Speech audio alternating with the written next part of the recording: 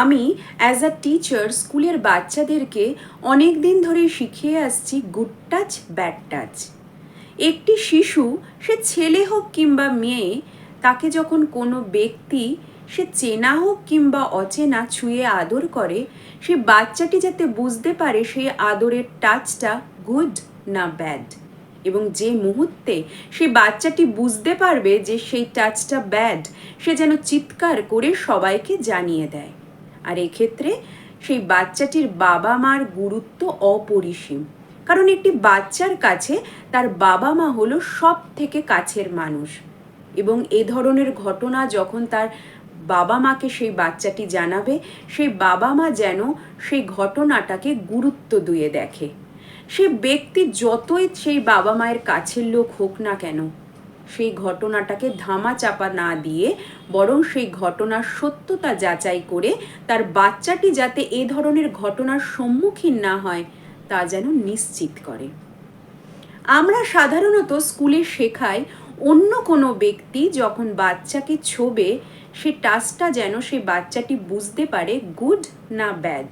তবে আমি মা হিসাবে মনে করি আমরা আমাদের সন্তানদেরকে আর একটা শিক্ষা দিতে পারি এবং দেওয়া উচিত, যে আমাদের বাচ্চারা যখন অন্য কোনো বাচ্চার সাথে খেলবে বা একসাথে সময় কাটাবে, তারা যেন ভুলবশতও তাদের এমন কোনো জায়গায় হাত না দিয়ে ফেলে যাতে তারা মনে করে সেটা ব্যাড টাচ। সেটা আমরা নানানভাবেই আমাদের সন্তানদেরকে বুঝিয়ে দিতে পারি, স্পেশালি আমরা যারা ছেলের মা। তারা যেন ভুলবশত খেলতে খেলতে তার বান্ধবীদের বা বোন বা সমবয়সী কাউকে এমন জায়গায় হাত না দিয়ে ফেলে যাতে সেই মেয়েটি বিব্রত বোধ করে।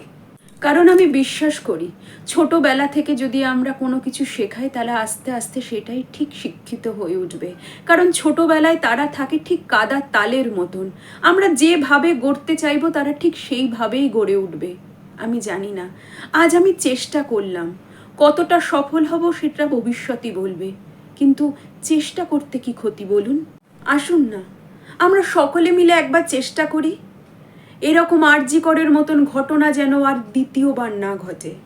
কোনো মেয়ের জীবন যেন অকালে না ঝরে যায়, কোনো মায়ের বুক যেন অকালে না খালি হয়ে যায়। আমরাও তো মা, আমরা বুঝি মায়ের কষ্টটা কি। আমি জানি আমার মতন অনেকে আছে যারা প্রতিদিন আমরা আমাদের কাজ করছি, খাচ্ছি, ঘুমাচ্ছি, শুচ্ছি, কাজে যাচ্ছি, বাড়ি আসছি, সংসার করছি, কিন্তু ওই ঘটনাটা যেন আমাদের মাথা থেকে যাচ্ছে না। ওই মেয়েটি আমাদের কেউ ছিল না, কিন্তু ওই ঘটনার পর থেকে ওই মেয়েটি আমাদের নিজেদের ঘরের মেয়ে হয়ে উঠেছে। তার বাবা মায়ের কষ্ট আজ আমাদের কষ্ট। এখনো যাদের মধ্যে একটু মনুষ্যত্ব বেঁচে আছে তারা সকলে আজ এই প্রতিবাদে সামিল হয়েছে।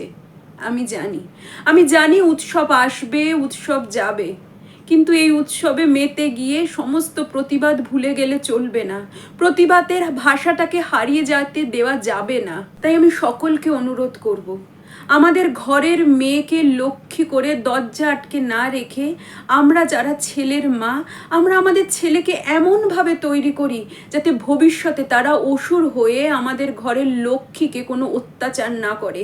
আজ রাখি পূর্ণিমার দিনে আমি প্রত্যেকটা মানুষকে শুভেচ্ছা জানাই, আর তার সাথে সাথে আমি অনুরোধ করছি সমস্ত মায়েদের যাতে আমরা আমাদের ছেলেদেরকে এমনভাবে তৈরি করি যাতে ভবিষ্যতে তাদের জন্য আমরা চোখের জল না ফেলি, তাদের জন্য যেন আমরা লজ্জিত না হই।